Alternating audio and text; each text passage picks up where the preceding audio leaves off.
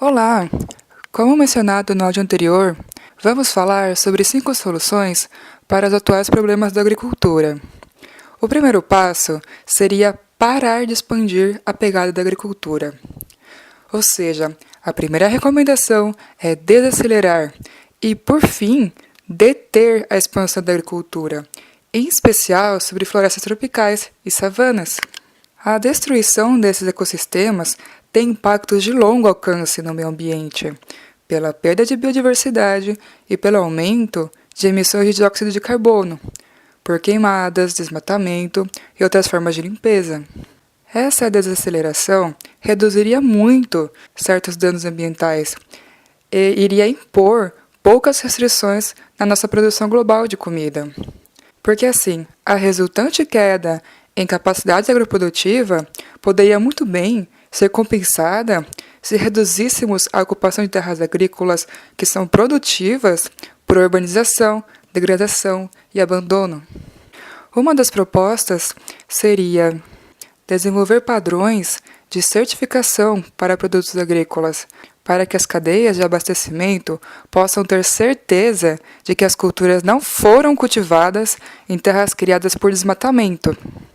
Além disso, uma política melhor para biocombustíveis, uma que aposte em culturas não alimentares, como, por exemplo, a gramínea nativa norte-americana Panicum virgato, ao invés de culturas alimentares, poderia tornar novamente disponíveis certas terras de cultivo essenciais.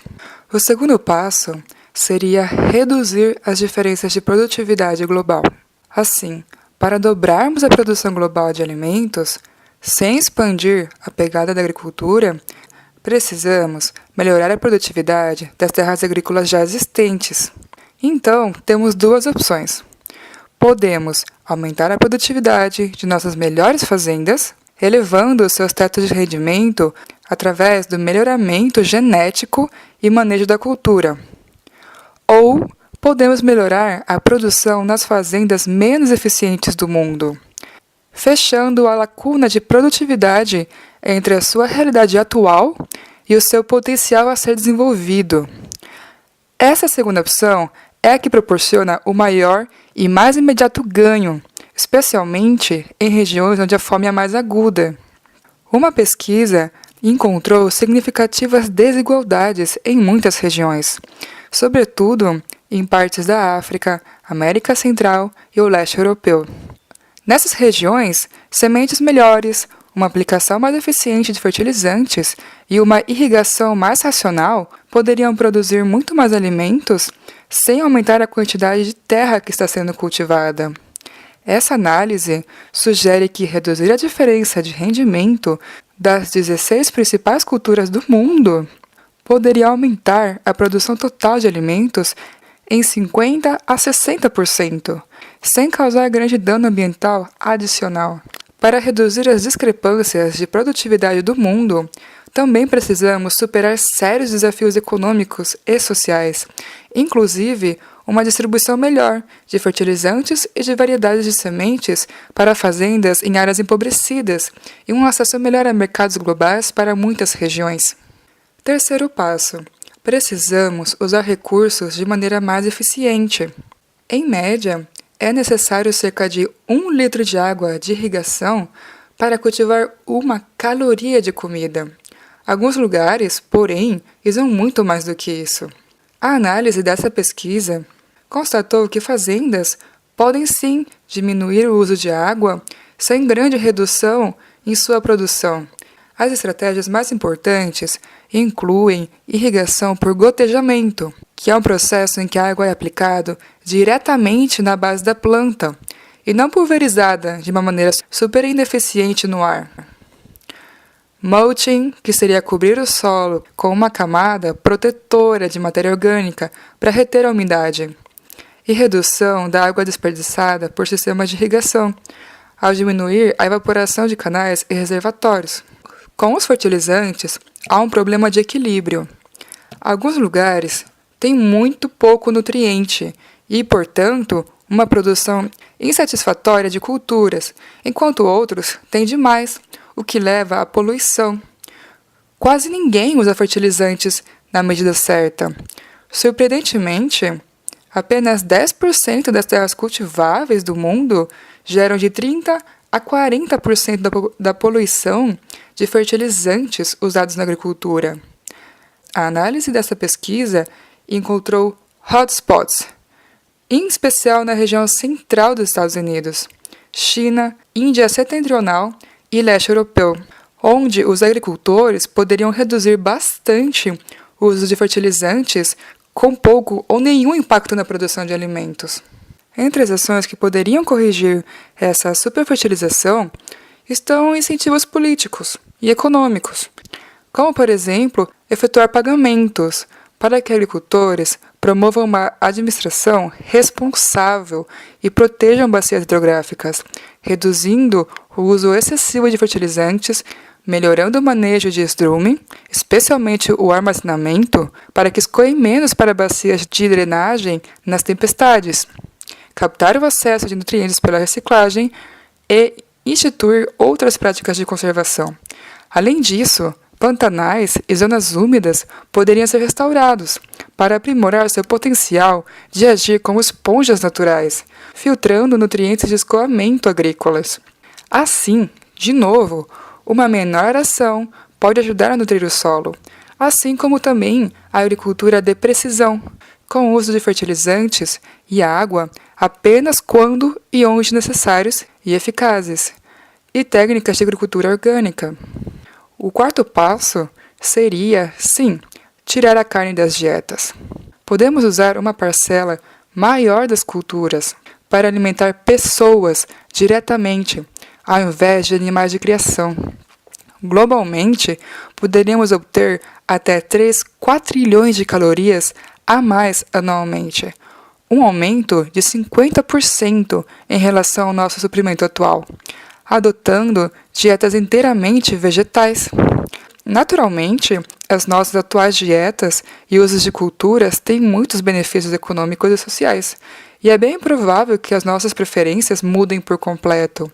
Ainda assim, pequenas mudanças da dieta, como por exemplo, trocar aquela carne bovina de animais alimentados com grãos por proteínas de aves, suínos ou carne bovina mesmo, só que de gado criado apenas no pasto, poderiam compensar bastante.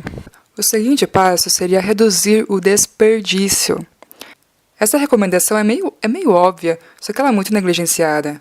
Cerca de 30% da comida produzida no planeta é descartada, perdida, estragada ou é consumida por pragas.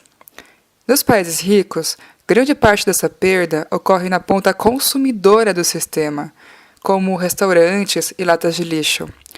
Então, simples mudanças em nossos padrões de consumo cotidianos, que seriam, por exemplo, reduzir porções exageradas, limitar a quantidade de comida jogada no lixo e o número de refeições para viagens, poderiam cortar bastante as perdas e controlar nossas cinturas em expansão. Em nações pobres, as perdas são até parecidas, só que acontecem na ponta do produtor, como culturas fracassadas, estoques arruinados por pragas, o apodrecimento, ou ainda alimentos não entregues devido a infraestruturas e mercados insatisfatórios. Então, melhores sistemas de armazenamento, refrigeração e distribuição podem reduzir o desperdício.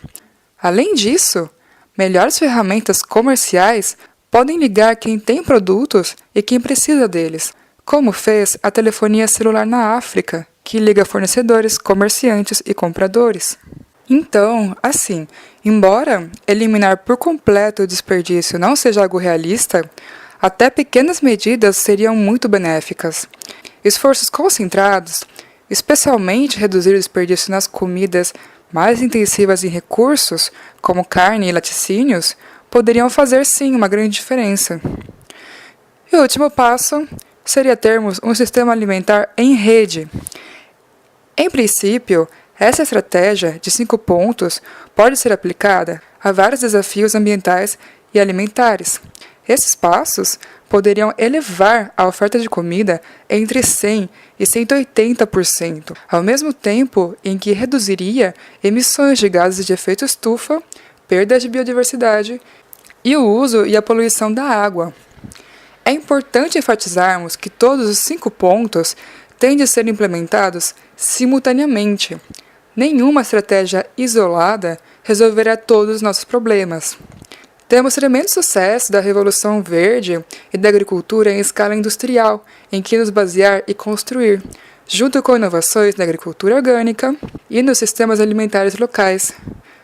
Vamos pegar as melhores ideias e incorporá-las em uma nova abordagem, um sistema alimentar sustentável que se concentra em desempenho nutricional, social e ambiental, para melhorar a produção responsável de comida e torná-la amplamente viável. Podemos configurar esse sistema de próxima geração como uma rede de sistemas agrícolas locais, que são sensíveis ao clima, recursos hídricos, ecossistemas e cultura vigente nas proximidades, conectados por meios eficientes de comércio global e transporte. Um sistema assim poderia ser resiliente e pagar aos agricultores uma renda mínima que satisfazessem as suas necessidades básicas. Um mecanismo que ajudaria a promover esse novo sistema alimentar seria o equivalente ao programa Liderança em Energia e Design Ambiental, usado para construir edifícios comerciais de forma sustentável. O programa confere níveis crescentes de certificação com base em pontos acumulados pela incorporação de qualquer uma de uma ampla gama de opções verdes, de energia solar e iluminação eficientes a baixos níveis residuais de entulho. Neste caso, os alimentos receberiam pontos baseados na eficiência com que oferecem nutrição, segurança alimentar e outros benefícios públicos, e subtraindo custos ambientais e sociais. Essa certificação iria além dos atuais rótulos como produto local e orgânico, que dizem pouco sobre o que consumimos. Ao invés disso, podemos olhar para o desempenho mais amplo de nossos alimentos, considerando dimensões nutricionais, sociais e ambientais, e avaliando os custos e benefícios de diferentes abordagens agrícolas. Imagine frutas cítricas e café sustentável dos trópicos conectados a cereais sustentáveis da zona temperada, suplementados por hortaliças e raízes tuberosas plantadas localmente, cultivados segundo padrões transparentes baseados em desempenho. Use o seu smartphone e o mais recente aplicativo de alimentos sustentáveis e você vai descobrir de onde vem o seu alimento, quem o cultivou e como ele se classifica por vários critérios sociais, nutricionais e ambientais. Os princípios e práticas dos vários sistemas agrícolas são a base para lidar com a segurança alimentar e as necessidades ambientais. Alimentar 9 bilhões de forma sustentável será um dos maiores desafios que já enfrentamos.